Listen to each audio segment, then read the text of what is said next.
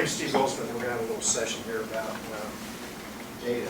Come on in, you just increased the audience size by statistically significant. We'll do this pretty much as a discussion. I have a short kind of PowerPoint presentation. But let me just talk for a second before we start to see what the work is that we're doing at the Ash Center and what the subject is for today's conversation. We've been, well, a minute about me. I work at the Ash Center. I'm a professor in the practice of government. I was the mayor in Indianapolis and the deputy mayor in New York, and we have a number of grants through the Ash Center to help support local and state innovation around the world, but particularly in the U.S. So we've looked more and more at how data, predictive analytics, and social media could transform the way government works. And the range of issues that we're looking at are, one, that government operates bureaucratically, if you will, because it's designed to operate bureaucratically, with a set of rules that tell public officials how they can work, right? They work in very narrow silos, they have very limited discretion, everything looks alike, and therefore government's not very good at personalization or customer service or responsiveness because people have to operate inside a set of rules, many of which are nonsensical, but also which reduce the abilities of public employees to use discretion. And that was set up originally, right? Because Tammany Hall and the like, public employees, mayors, abuse their discretion. So the way to make sure that public employees don't abuse their discretion is to make sure they have no discretion to abuse, right? So the good employees are not so good and the bad employees are not so bad, and everybody gets sent to the center because that's a rule-driven system. So the question is whether data can unlock the decision-making, discretion exercising ability of employees and still give supervisors and the public the accountability tools they need to measure that. So that'd be one issue. The second issue that we've looked at is how does social media affect governance itself, right? Now this is not so much Arab Spring, but it's how does a city or state operate? And to a large extent, governmental entities that are aggressively using social media in the U.S. are primarily using social media to tell their public about how cool they are, right? So social media is a way to tell broader-based communities here's what we're doing, and you should appreciate what we're doing for you, right? So it's a communications tool, and there are an increased number of chief data officers in the U.S. cities today, but many of them are located in the media departments, which is a kind of point of view about the purpose of social media. We've been trying to look at social media in terms of how would you allow communities to communicate more directly with public officials, right? How do you plan a park? How do you decide which sidewalks to fix, right? How do you identify a problem in advance? So how does social media, both social media into government and the mining of social media by sentiment, allow public officials to operate in a more engaged fashion? For those of us who've been through a number of community meetings, if the definition of community participation is you figure out what you want to do and then you go to a community meeting and people yell at you for 4 hours, this is not a meaningful exchange of ideas, right? So the question is kind of how you change this otherwise. The third issue is predictive analytics. So even the better managed governments that have performance programs, CompStat type programs, are measuring, and certainly my former boss, Mike Bloomberg, did this, are measuring everything. But a high percentage of the things that we measure are really activities. How fast do you fix the pothole? How many cases do you close? How long does it take to do something? And they're not really aimed at how do we reduce the number of problems we have? How do we prevent a particular problem? So, excuse me, I'm getting over a cold. So we're trying to look at the use of predictive analytics to identify, all right, where is the next fire going to occur? Not how do we get to the last fire, but where is the next one going to occur? Where is the next crime going to occur? Where is the next child in a foster care situation going to get beat up, right? And then which providers are good at helping which sorts of kids in which sorts of situations. So we'll go through those in the PowerPoint, but this third area, predictive analytics, is really how to redirect government resources, excuse me, so that they're more effective.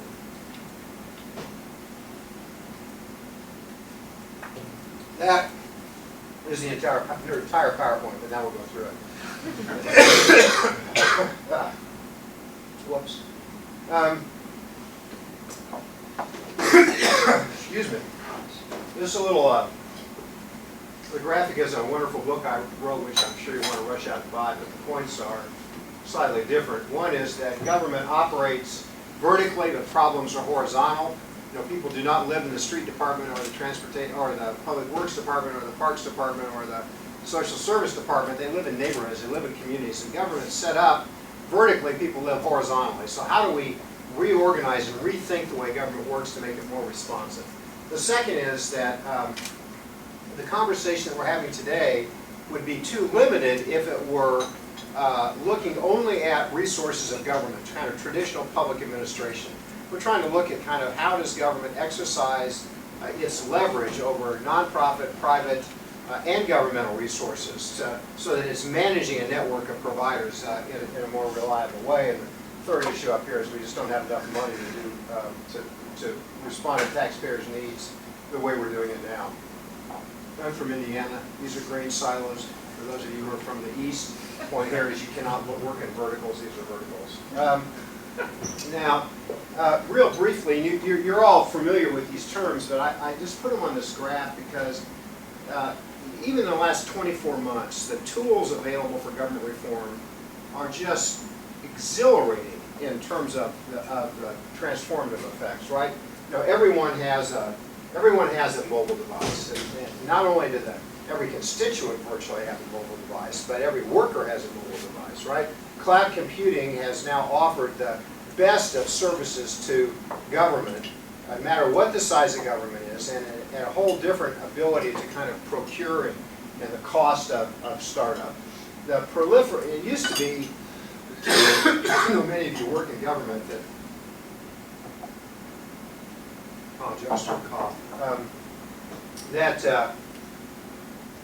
mean, how many times does your agency CIO say, you know, my data system is a legacy system and it doesn't talk to your system, right? And it's just nonsense anymore. You can mine data across any silo.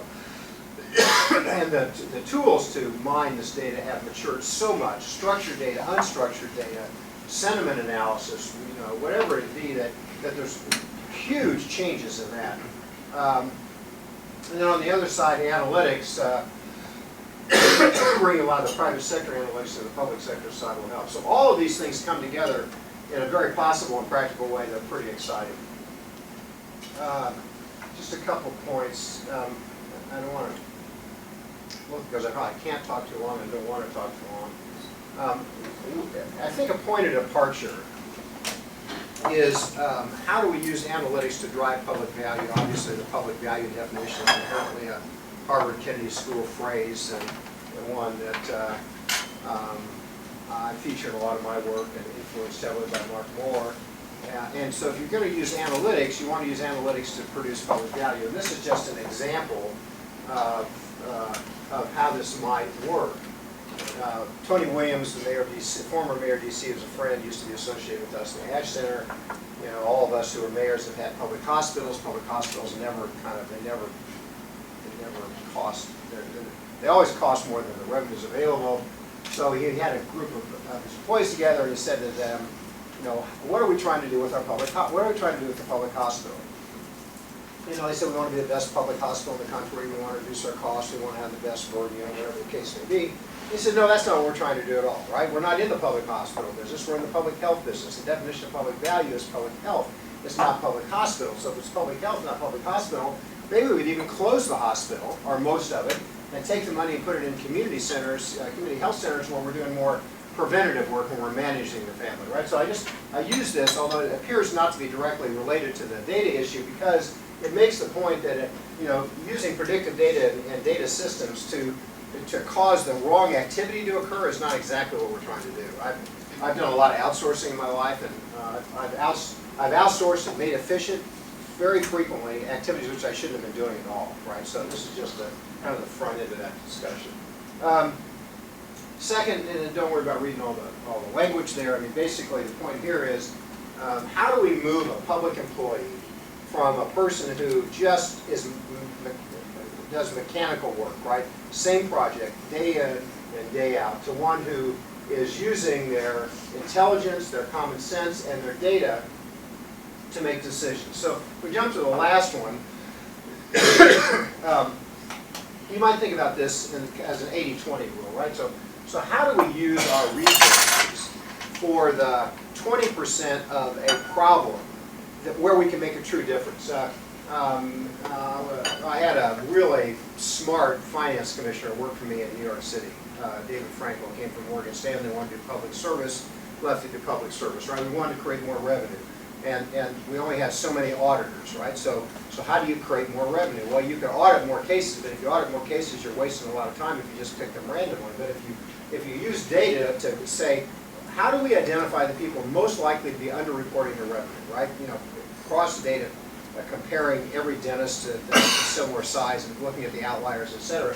What we did is we increased the quality of the cases nominated for the auditors to audit by enough that the results went up by 40%, right? So this is just an example of an 80-20 rule, right? Which is that you use the data to look at the inventory of what you're paying attention to, and then you increase the quality of your approach, and your results go up. We did the same thing in inspections and the like. I mean, we have a project in the Ash Center funded by Smith Richardson that looks at regulation.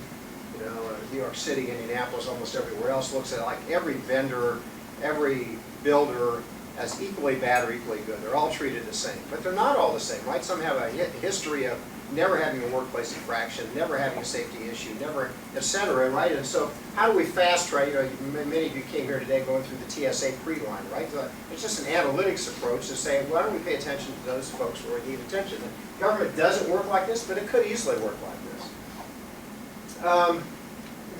Boston is probably the leader in using apps, and not a lot of time on this. We got a couple of little examples later, but just quickly, you know, some parts of it are easy and cute, and some parts are kind of more transformative, right? So you take your picture of your pothole on your phone, right, and you send that to the call center instead of calling, and that seems like it's not a very big deal, and I guess actually it isn't, but a couple things happen. One, we know that people who engage their governments through an iPhone app or an Android app are more satisfied with their engagement with the government than when they call, right? So they start like 40% happier that they've used some sort of mechanical device to do it, like they feel like they've been listened to.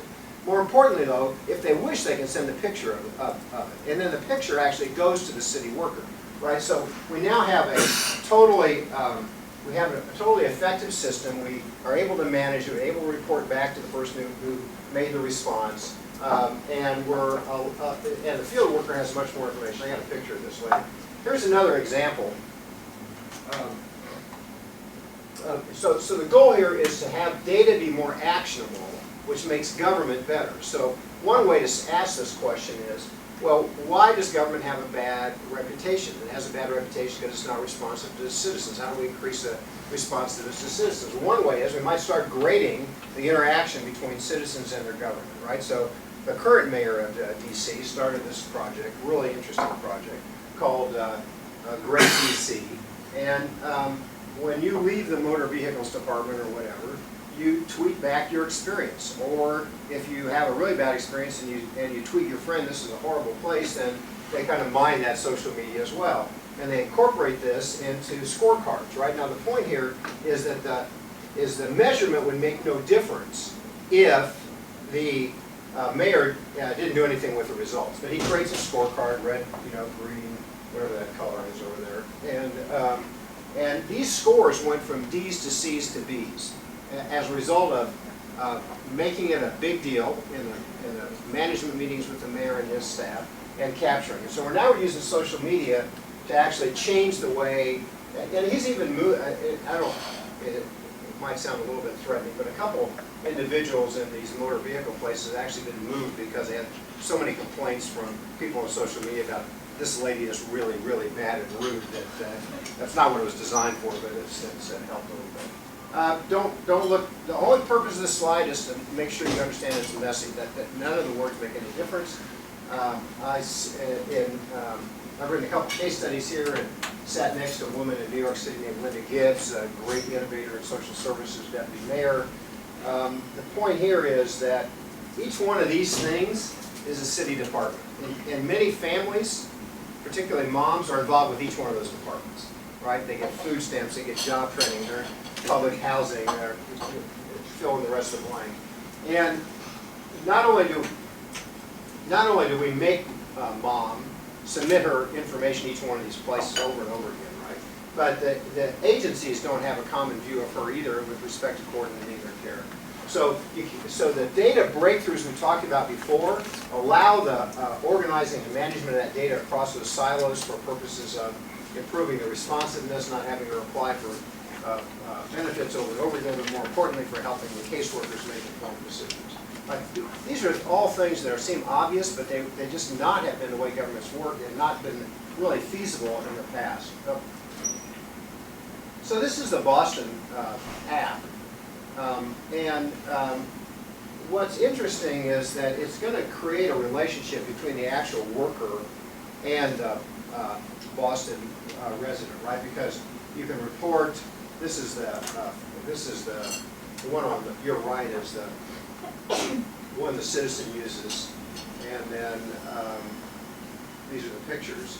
But they're now version 2 will be to allow the field worker, if he wishes, to report directly back to the person who made the response, right? Because another theory that I've got, based on my work, is that there's a lot of really good employees in government, but the feedback loops are really not very good. And if we can have more relationship between workers and the people they serve, respect for government will go up because people are actually out there making an effort.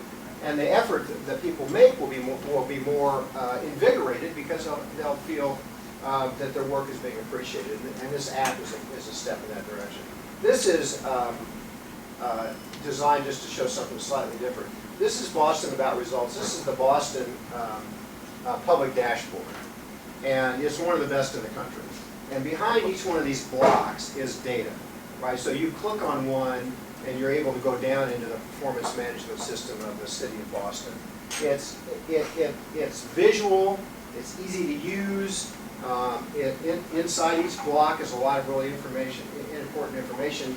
And if you want to talk about government being accountable to its residents, then it's not just, you can't be accountable by, there's, all of you are aware of this kind of open data movement, right? Well, the open data movement, up till recently, has been a movement that says, I'll make all my data open, but you'll never be able to understand what it is, right? It's just ugly data, right? So Boston's trying to take that a step farther by making it look like this.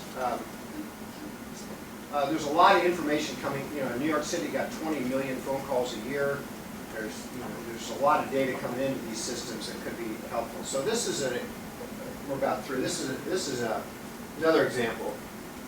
So we took the 311 data and mapped it, and the size of our yellow circle represents the number of service requests, right? So the bigger the yellow circle, so this guy over here on the bottom, this big circle, is 273 to 407 reports at that intersection, right? So, but what we wanted to do is visualize the data, because if the data is not visualized, it's useless. The same thing as the Boston About Results.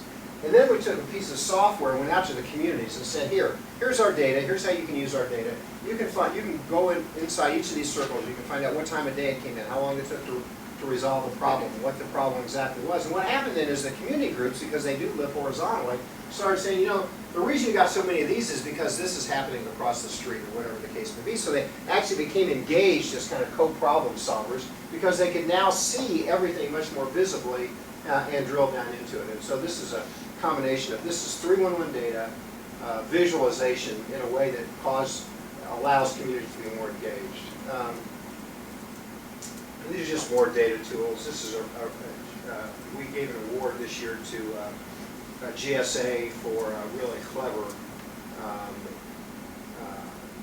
effort that they're running for the federal government, which is you post your, procurement is an enemy of innovation in most governments, and so this is a way around that, because they just essentially post the problem and how much they'll pay for the solution, I have hundreds of these, and it's just getting like all sorts of really fascinating things. So this is another example of kind of online innovation.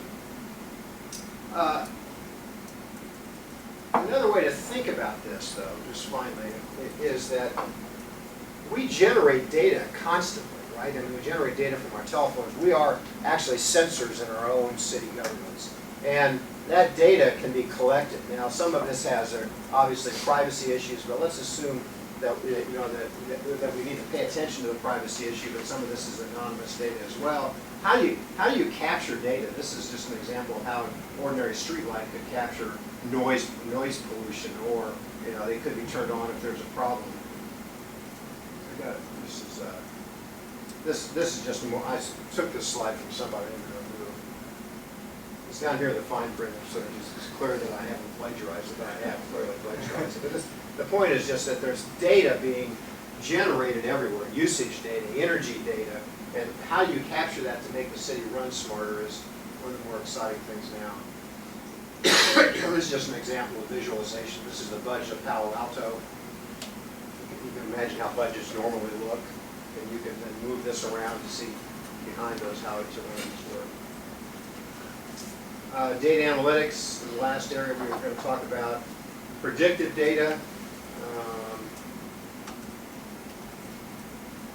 How we figure out which building is most likely to catch on fire. We did this in New York City after a family died in a fire.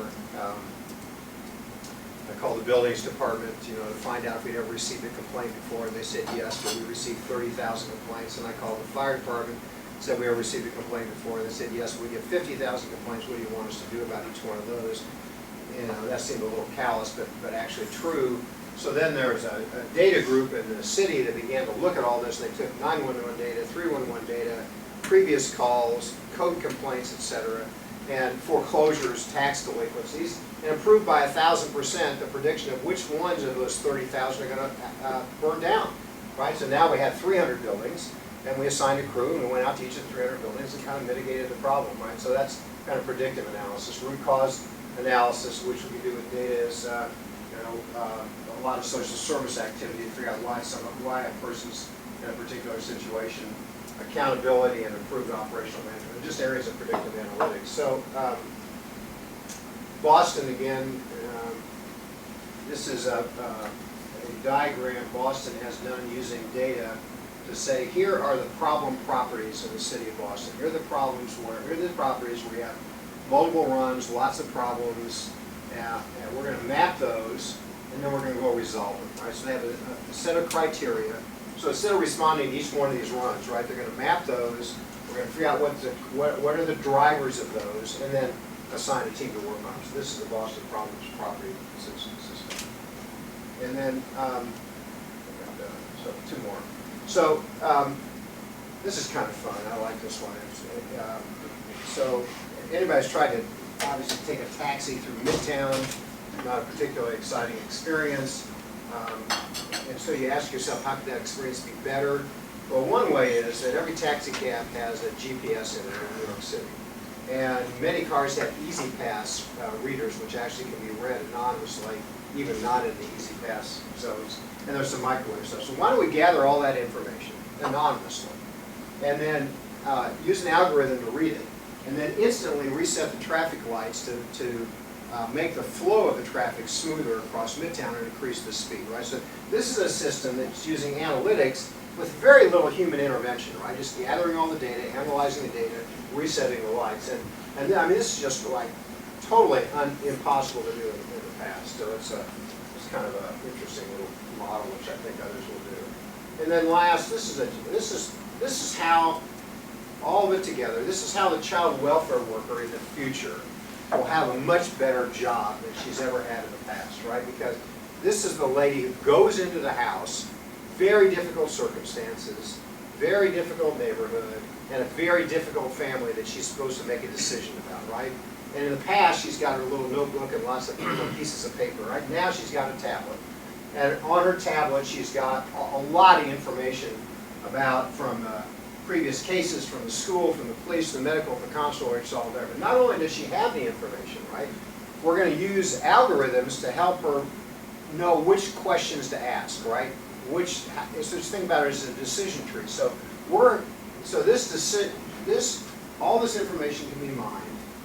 We can use it really depend on what the device is. We can use algorithms, and we can support her in the questions that she asks to the family. We can also then hold the provider. So let's say that the child is kept in the household, but there are providers that help the family, like there is in every state. This is a multi-billion-dollar business across the U.S. Many of those providers are good with some kids, or not good with other kids, or not so good. So why don't we hold the providers accountable, the private contractors accountable, based on the analytics of where they're making a difference and how long they're making a difference, and kind of repurpose those dollars. So, and then finally, if you think about it, I want to give the caseworker more discretion, but some of those caseworkers are better than other caseworkers, just like any other business. So how do you give them more discretion and hold them more accountable? Well, today, the average supervisor, right, comes in the morning and has a stack of files, and reads through the files, trying to figure out what's going on with her caseworkers. This makes no sense. Why don't we just nominate to her in real time her outliers, who's doing a really good job, who's doing a really bad job, who didn't get their cases. In fact, you know what we can do? We can actually read the caseworker's entries and evaluate them with a machine to figure out if she's using the same words for every kid, then we know that caseworker is not really doing a really good job, right? We can actually read her and define the sentiment that she's using in her language. So why don't we make the supervisors real supervisors? Why don't we nominate to them the outliers? Why don't we help them who to supervise? So we're just go all the way back to the beginning then. The theory here is that we can actually give people more discretion. We can hold them more accountable because they have more tools to do it. So and the way we're looking at it in our program here is that these tools together will create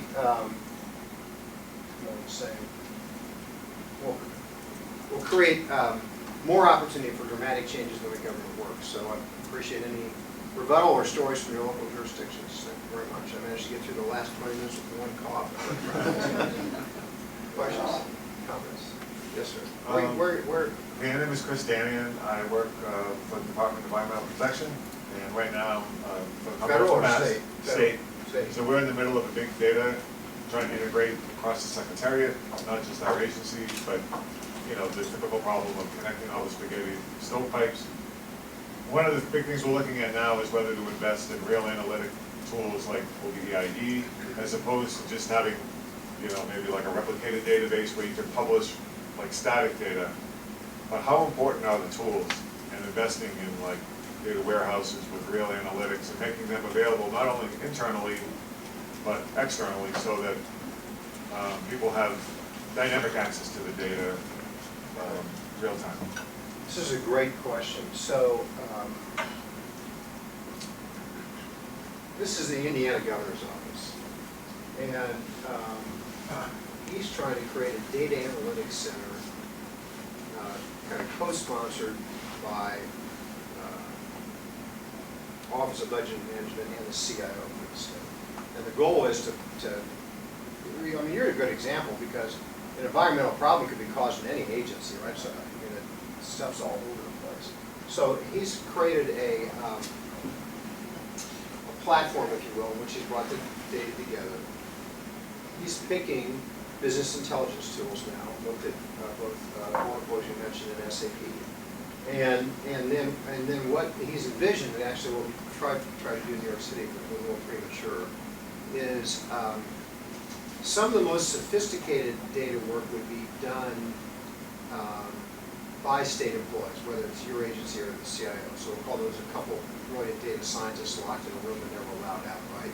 But then you want to create a system so that there are people throughout government who are able to ask these kind of what-if questions against the data and get answers. So I think it's important to do it right, to not just to pick the tools and have the business intelligence tools and the data scientists, because I can't imagine an area like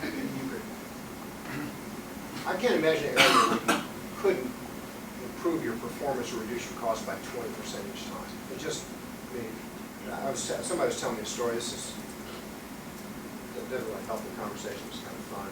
University of Kentucky CIO, really smart guy. All the universities trying to figure out graduation rates, right? So he took all this data and dumped it into something and started looking at it. Turns out that the one factor most related to whether a student graduates from the University of Kentucky in 4 years is whether he or she ate in a common mess hall, right? Now, I don't know where you go with that information, but you know, the point is you'll make discoveries in other places. I think the investment is well worth it. And the good news is that I think, you're obviously pretty technically sophisticated, is that the cloud computing costs do allow you to do this at a cost that's not as ridiculous as it used to be in the past, right? Buy it a little bit by the cup. Ryan Lindrosov, I work for the Canadian Government and Chief Information Officer branch. Oh, good. And so I manage our internal social media tools for the Government of Canada, but very interested as well in terms of open government and open data issues. So one thing I'm curious about is, you know, and I know a number of years ago, the open data was really kind of hyped as going to be a big transformative change. There's been, I think, a few interesting examples of it being used, but you know, my sense of the conversation in the last year or two, and I think your presentation kind of bears this out, is this notion that actually big data seems to be where governments are seeing a lot of the value, not so much from open data. I'm just curious if you can comment on that, and if you think that's kind of where this seems to be moving. Right. Yes. But it's not as much fun, so. Yeah. I think the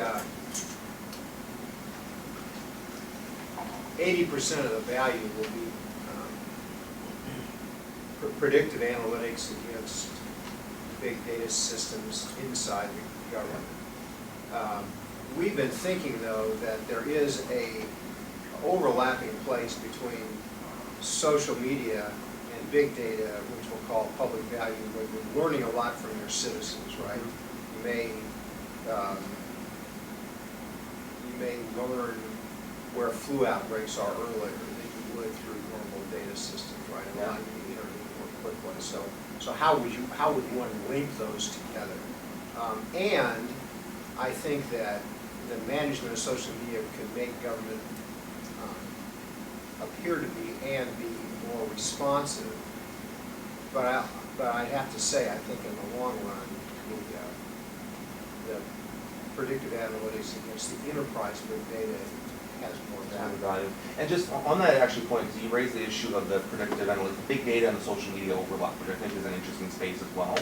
And just literally in the last week, there's been some media stories in Canada about the privacy commissioner. They're being very concerned about government monitoring of social media content, which, you know, I mean, I find kind of a bizarre concern since people are putting their information out in the public space anyways. And essentially, it's just media monitoring in a new form. But this may be a bit of a cultural thing in Canada and some other countries where there really is this growing concern around privacy and government. Not this, we're not talking about eavesdropping. We're talking about just looking at public social media feeds. I guess I'm wondering, in your experience in the governments you work for here and elsewhere, has there been that same kind of concern around social media being viewed differently through the privacy lens? And has there been any good strategies to address that or deal with citizen concerns on that? I think in the U.S., the general attitude has been just to try to pretend this is not a problem. I mean, we have privacy people really concerned about privacy, and we have the data people that, you know, the government folks. And then so, I've been trying to coach our city and state people we work with to make privacy more explicitly an issue and set the rules. Look at the data, what type of data is used, whether data is anonymous, who can get into the data. I mean, the more work on the front end of those things, the better. And I think that, you know, the privacy commissions tend not to look deeply at the protocols that government should use. So the other question you ask is an interesting one. In the U.S. so far, you know, I mean, there's obviously a lot of study and repercussions of disclosures, but there's not been a deep reaction to government using publicly available social media to do something. My guess is that every one of the top 30 police departments in the U.S. has to be watching Twitter traffic in their communities. We're almost at a point where it would be irresponsible not to do that, right? Now that's public, it's all public That's contrasted to sneaking into somebody's data and pulling it out. So I think on the first issue, which is I think the one I heard you say, the publicly available data, mining that data, using that data, there's not been much of a backlash in the business so far. I wouldn't have an opinion whether Canada's more focused on privacy than the US. My gut sense is it is a bit, yeah. And certainly, for me, it's strange it's become an issue there, whereas here I've never heard that come up as an issue in the U.S. context. Would you leave us one of your cards? Would you like to talk Yeah, about? absolutely. Yeah. This is back here. Yes, sir. My name is Folari and I work out in a think tank in Nigeria. And we've been looking for companies that do big data analytics. Spoke to a few in India, but I didn't get a sense that we were aligned. Who does this kind of work here? The analytics, the algorithms, who does this? Right. So I think there are two different skills here. Actually, three, right? One is what's the platform, what tools you use, and that was a question Chris asked. The second is what company or group of people are your data scientists that look at how to use the data? And the third is who are the subject matter experts? Because somebody's got to write these algorithms, right? Somebody's got to figure out that A plus B plus C equals whatever. The latter category is not very developed, but what's happening in the U.S. is that the combination of the agency people and the data scientists are doing interviews with people in the agencies about how they make decisions, and then they're gathering a lot of common decision making from the people doing the work, and then making the decisions. But in the child welfare area, for example, in the U.S., they've linked academics who are deeply involved in doing empirical studies about X with the data scientists. So I don't know that there are a couple U.S. companies that are very deep into the data mining, data science stuff, and after the session I'll be happy to tell you they are. And then there are the big companies, SAP and Oracle, who are doing a lot of the platform work. But then there's some specialty companies that have their own stuff. We use one in Newark and in Chicago, which we have to talk to you about as well. Thanks. Yeah. So I'm on the private sector side of this, and I think a comment about the privacy. I think you're right in that it depends on context, with particular social media and how that government agency is using that. So if you look at the aftermath of, say, the Boston bombings last year, police were all over kind of using social media mining as a tool to kind of interact with the community and do triage as well as kind of investigative work. But again, if you're tapping into people's private Facebook streams and conversations, that's a much different level of interaction. And then the second set of that is... What's your company? Who are you with? Inflection Point Global. So we do social media privacy and mining, and we're moving into this space, this kind of open data. I've been doing a lot of kind of analysis into or research into what is all this open data, what is the public value producing? So I think your comment about when it started, agencies were just kind of puking out data sets, making them open and say do with it what you want. But what we're seeing a lot of interesting things is how that can start to influence behavior of the individuals or the organizations whose data appear in those data sets. And so I'm trying to figure out,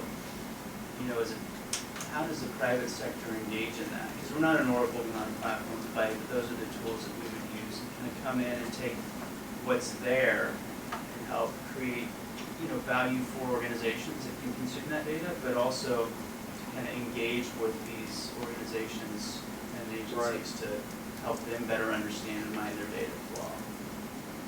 Yeah. I think the opportunity is to say,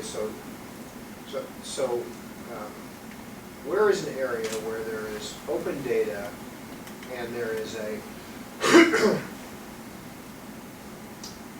informational asymmetry, right? Where would the market decisions be made better as a result of more easily accessible use of information? And then how do you fix that, right? So, I mean, I don't know who thought about Uber, really, but it just seems obvious in retrospect. And so,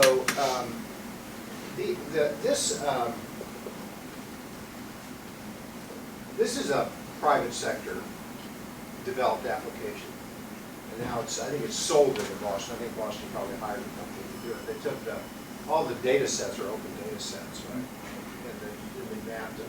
So now that's not quite what I meant in terms of kind of informational assumptions. I was saying more about you have a consumer. The consumer needs information in order to make a better decision about what is it a taxi cab, is it when the bus is going to arrive, it's going to, whatever you want the case may be. So what data does government have that would make the market work better? That's one way to think about it. Another way is how could you take data for government that the government has?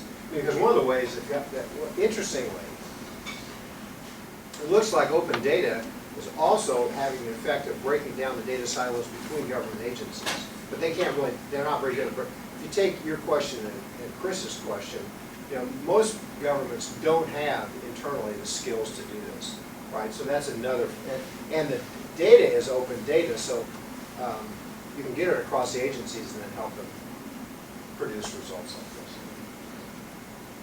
One or two more? Yes, sir. Mark Sullivan with the state of Washington. My observation has been is that use of data analytics to drive decision making has really taken hold strongly at the city level, but at the state and the federal level, it's a little bit more opaque, and particularly when you're dealing with legislators that really couldn't care less about what the data says as opposed to politically what's most necessary.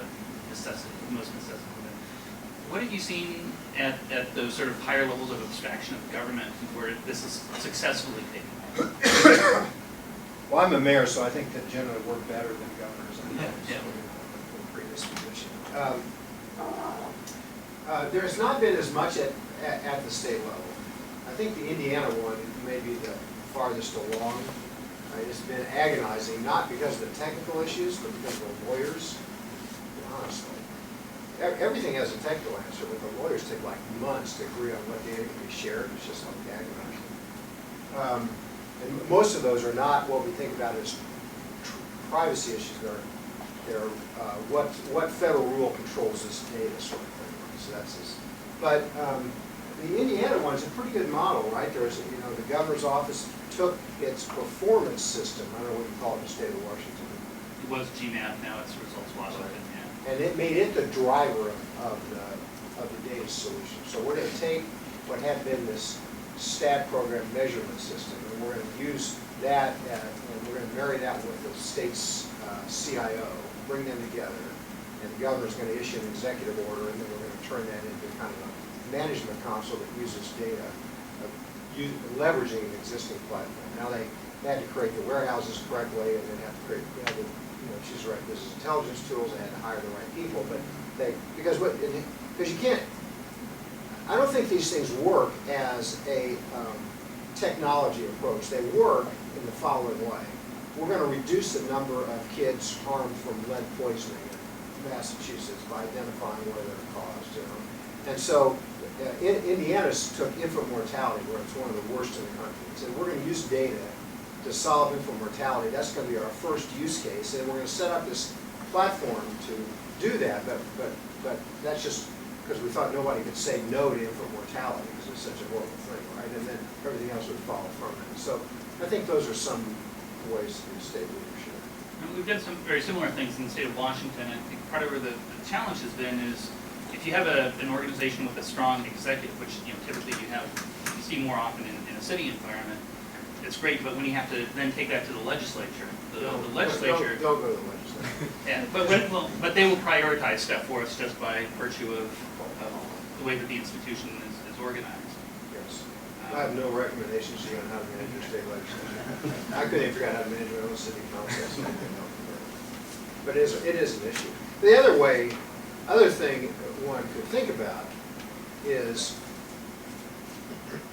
how could the average state legislator, city councilor be better at their constituent work through more transparency into kind of what's going on and what are the problems and how the problems solved and how long do they. So you can offer legislators tools, not exactly the same tools you would have in your office, but they're much better than tools they have now to kind of manage what goes on. Any other questions? I have a question. I'm Marty Mossy. I work for Steve at the Ag Center, actually. I'm struck by how much of this depends on like the human piece of these people that you're going to lock in the room, you know, the two people that you're going to let out, and how much capacity different cities have for that. Like how deep is, because it seems like in order for this to work, there's a huge startup in terms of patience or knowledge, or somebody has to know this stuff to know, like, we want to look at, if this would, why we're going to cause, you know, help save fires, help, you know, or babies from dying. These are the things we need to look at, and that's somebody that's a human being who knows the system and knows what pieces to put together. Like you say, you've got all this data about how to, is there a huge, is that sort of a human resource issue? Yeah, very big human resource issue. Yeah. So, yeah, it is not easily overcome. I mean, no, not very many cities and states can be actually able to hire the right people. There's gonna be a lot of outsourcing of this service to people. But the problem is, so the most sophisticated skills often are going to be outsourced. But they're not going to be, they won't be effective if there's not somebody inside the government that knows how to take advantage of it. And then if we really wanted to take it to the next level, then we'll want to excite people in the agencies about how they can use these tools to make better decisions. So it has to kind of cascade down, but at the very most sophisticated levels, very difficult So to. the person in the agency is really important too, to kind of inform the sophisticated, the people who are going to build this thing. Well, because they're the customers anyway. Right. Yeah. But people want, I mean, you know, I started the child support business as a prosecutor, collecting child support. And, you know, if you just think about the day-to-day work of somebody in child support enforcement, if you could give them the tools to say, okay, I'm going to ask how many guys in my jurisdiction got their fishing licenses last week and who hadn't paid child support but showed up here, right? I mean, you can think of endless numbers of what-if questions. And in the past, you had to kind of make those requests to the IT department who would give you back a report like 3 weeks later, right after the moment had passed. All right, so we want to get people turned on to the use of these what-if questions to change the way they work. Anything else? I just wanted to build on that because I think it's an interesting issue around that internal skill set versus external. And I think one of the things with open data, there was that notion of, you know, we're going to do hackathons and kind of throw the data out there and let interesting apps get created. And there's been some low-hanging fruit, like the bus apps and other ones, especially at the municipal level. But the one thing I've seen emerging is this notion of actually the biggest client of open data might be the governments themselves. Yes. You know, and I think that there seems to be this skill set gap though, because especially with the way government is going, not just I think in Canada, but elsewhere, you know, we're downsizing a bit, we have smaller budgets, and this notion of us just being able to outsource all the analytics around data, you know, to this exact point, people inside the institution are the ones who are going to understand that data the best, and they're not the ones who are actually playing a lot of times in these hackathons, in the crowdsourcing tools, and Right. for me, it's that bridge between the policy analyst or the program worker who actually understands the data, and the people who have the technical skills to do something with it. Yep. And, I mean, has there been anybody who's done a good job of trying to marry those two? Are there any programs at any level of government where they're actually trying to build that skill set into their public service? Chicago. Chicago? Probably the best in the U.S. Okay. They have a really smart CIO, and they've got funding from MacArthur that's helped, and they've got MacArthur Community Foundation funding to it. In your world, this would be really interesting for what you said you do. They have a Smart Chicago, which is a nonprofit intermediary funded by foundations designed to help communities use the data, the open data better to improve their communities. Okay. It's a very nice model because it's horizontal and vertical. It's a well integrated model. Yes, sir. I'm a councilman, Nick Bozeman, I'm a Baltimore City Councilman.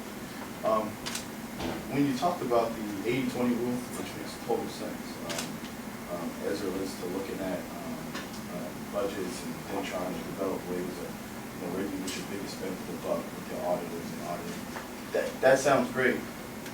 What are the best practices of drilling down on, the 20% that you find that throw up the red flags? Yeah. A lot of times we struggle because, like you said, limited resources, limited auditors, and there are like some sexy or cool agencies to always go and attack. But I feel like just basing it off of maybe the annual operating budget isn't necessarily highlighting the biggest inefficiencies inside of government agencies and departments. Do you know of best practices or something to further develop ways of analyzing maybe incremental data to determine where you really should be looking as opposed to just going off of who's been allotted the most money? Right. Well, let me first answer a question you didn't ask, and then I'll try to pretend I'm answering the question you did ask.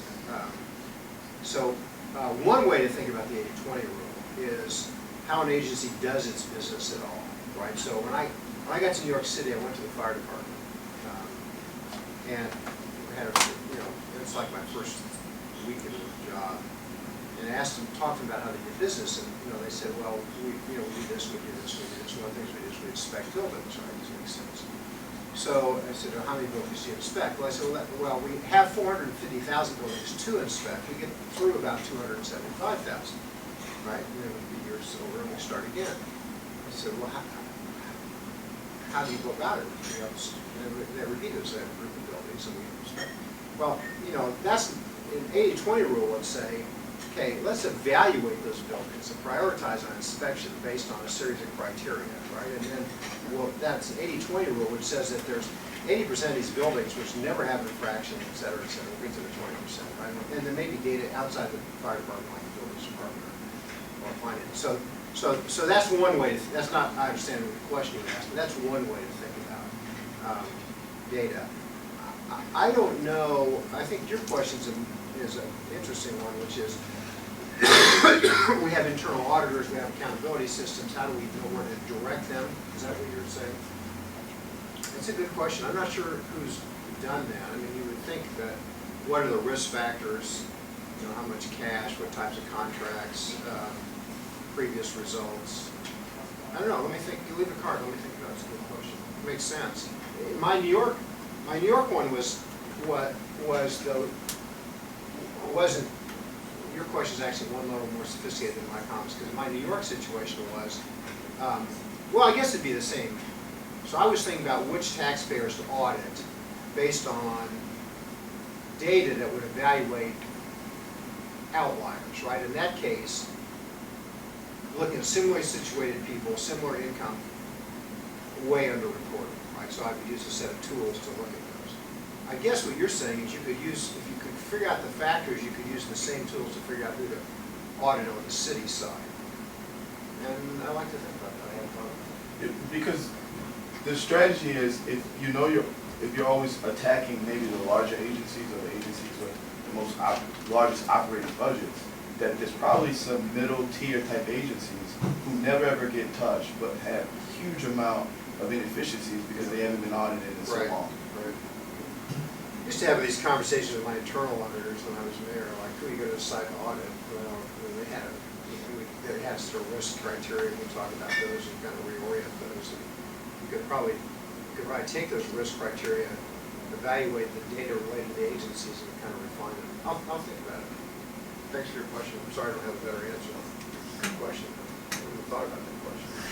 I don't like, I have a kind of complaint about auditors generally in the sense that they, I was the chairman of the federal agency at Vista in AmeriCorps for 10 years, and our inspector general auditors, if you accounted for every penny and had no results, right, you were just worthless in your results, but you accounted for all your money, then you got an A+, right? All the papers were in place.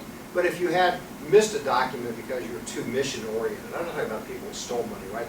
You're just kind of sloppy in your paper because you're just all out there trying to build habitat for humanity. Then you got an F, right? So the idea that audit could actually look at risk rather than kind of paperwork would be a nice kind of way to begin as well. All right, well, I appreciate you joining me, and you're up until the end, until the last question, they were all helpful, so thank you. Thank you.